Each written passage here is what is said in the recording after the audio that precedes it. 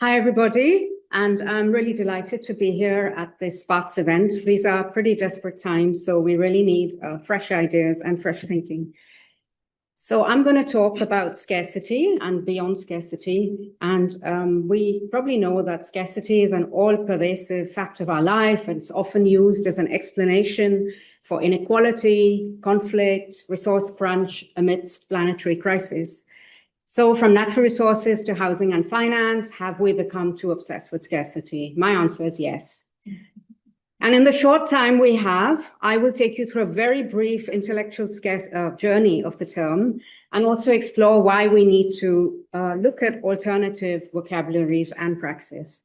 So there are many terms out there. For example, there's been quite a lot on enough, debates on sufficiency, etc. But I'm going to focus on abundance today. And the work that I'm presenting, most of it builds on decades of long engagement with empirical work on natural resource scarcity, in particular water scarcity, but also intellectual debates around scarcity.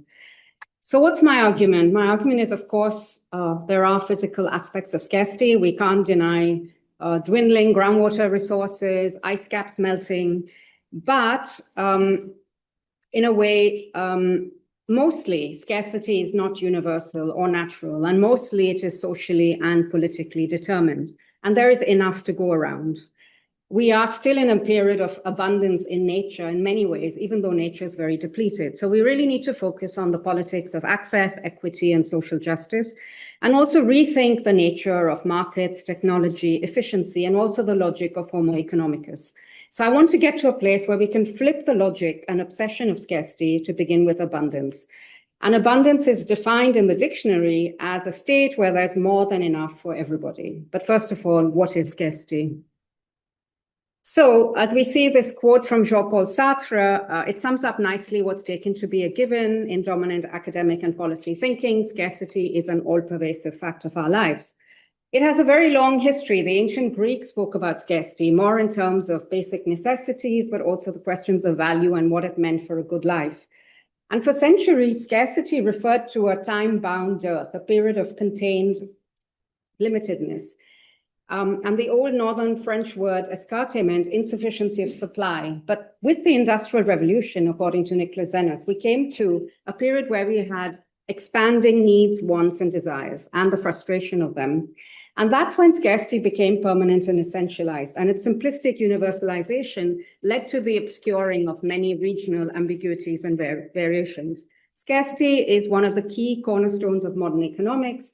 Lionel Robbins defines economics as the science that studies human behavior as a relationship between ends and scarce means which have alternative uses. And we often hear about unlimited wants and needs and the fact that the means to realize them are very limited. And so we often need market principles to do that. And this definition legitimizes the use of property rights and also market mechanisms on all goods. So the underlying assumption of the scarcity postulate is this, and this is what prevails. So the idea of Homo economicus is universal. But of course, this has been challenged a lot by anthropologists, heterodox economists, political ecologists, and many others. And they've said that this scarcity postulate that's embedded in mainstream analysis is neither universal nor desirable. But scarcity is still blamed for all our woes, from climate disruption and market volatility to lack of money to fund for care. So this idea that there's no money left, or the fact is that we have no money, so we have to do these cuts. And scarcity-driven responses often include marketization, privatization, financialization, austerity, welfare-cutting measures, as well as securitization. So why does it matter? So the work that I've done and many others have done have demonstrated that scarcity measures often end up increasing structural inequalities and vulnerabilities, especially of those of the poor. And they occasionally reproduce scarcity. They also justify situations like this, where you can have scarcity amidst plenty. And so robust critiques from political ecologists, heterodox economists, and others have revealed that scarcity is often manufactured to meet political ends or to create institutional and social means. And the scare of scarcity becomes a political strategy for powerful groups. Also, spreading fear about diminishing resources can serve certain interests and can sort of enrich those already wealthy. We're at a time when we've never had so many billionaires in the world, but yet so much scarcity. And it can also allocate means to other ends. So we already heard about from Annabelle about defense, budgets, etc. So I think, most big UN reports would contend there's enough food and water to go around, but yet the problem of chronic hunger exists. Famine is manufactured too. Look at starvation in Gaza, for example. And using scarcity of resources to say there's no money is also a political strategy. So in other words, it is not a natural condition, but the problem lies in how we see scarcity and the ways in which it is socially generated. So I guess we really need to focus on questions of politics, resource allocation, entitlement, and social justice, even Amartya Sen's work, for example, rather than drawing on universal notions. Now, in modernity, the elusive twin of scarcity is actually abundance. And so there's this belief that vanquishing scarcity will lead to a life of happiness and abundance for all. But abundance can also be very politicized and manufactured. So a lot of research has highlighted how narratives of abundance, empty land can justify colonization, water grabs, settler colonialism, etc. So there are lots of interlinkages between scarcity and abundance, and both are discursive vehicles that can be used to build political consensus.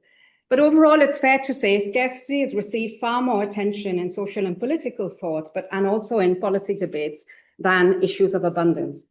But I think we need to now maybe, instead of focusing on too little, maybe we should focus on too much or excess. So too many billionaires, for example, too much waste, and too much wealth, too much inequality, or even too much rainfall, excess, too much rainfall, heat, etc., in a changing climate. So in a way, we really also need to focus not just on too little, but too much, and the relationships between them. But just merely the focus on too much won't lift us out of scarcity traps, because both are relational and both are interlinked. So there is an emerging abundance agenda, and last year both these books came out. I saw both of them in a bookshop in New York. Guess which one I bought? I don't know if you can guess, but anyway, you probably can. The book Abundance by Ezra Klein and Thompson became a huge New York Times and other bestseller. And it received a lot of attention given its focus on liberalism that reduces scarcity in housing and energy. It very much focused on the US situation and very much was looking at the era of the Democrats, not the Trump era, of course. But it didn't really question scarcity, underlying assumptions of scarcity, and also solutions were around deregulation, innovation, etc. So critics pointed to a lot of gaps in this agenda. One, it was more of the same. It ignored politics, it ignored trade-offs, the 99% inequality, as well as environmental impacts. By contrast, work by indigenous scholars and others, such as Kimmerer, she focuses on the serviceberry, which is a tree that is always giving fruits, and really defies this idea of scarcity and the market logic. And this and other work from indigenous, feminist, and degrowth scholars, political ecologists, and heterodox economists provide alternative notions of abundance. And they reject scarcity-driven growth models as a starting point. And instead, the focus is to enable human and non-human flourishing via different means. So one is self-limitation, for example, degrowth and other debates. There can be a whole question about that. I don't want to get into degrowth debates, but there are clearly these issues around limits and self-limitation. Questions of reciprocity and gift giving, an inherent recognition of abundance that we have out there in humanity and nature, reclaiming the commons and commoning, and also convivial human practices. So in a way, calls for abundance need to go beyond the legacy of the scarcity postulate and also its consequences. And instead, abundance needs to be conceptualized in ways that seek to enable social and environmental justice, equity, livability, and sustainability. But of course, what this means is always going to be contextual and locally grounded. We can't universalize that either. So in conclusion, my plea is to flip the obsession with scarcity to focus on how we can ensure abundance for all, especially in terms of universal access to basic goods and services such as water and food, shelter and healthcare, but also abundance of non-material qualities such as love, time, and care. And especially in times of climate disruption, where vulnerable and marginalized populations face even more vulnerabilities and marginalization, we need to ensure equity, justice, and also the fact that basic needs and rights are realized. We also need to focus on non-humans and their needs, and also planetary health. So I guess my challenge in each of your work and domains, whatever you're working on, I guess, how do we push back against scarcity narratives, whatever it may be? Whose framings count, whose interests, and who's actually benefiting from some of these narratives as well as framings when people say there is no money?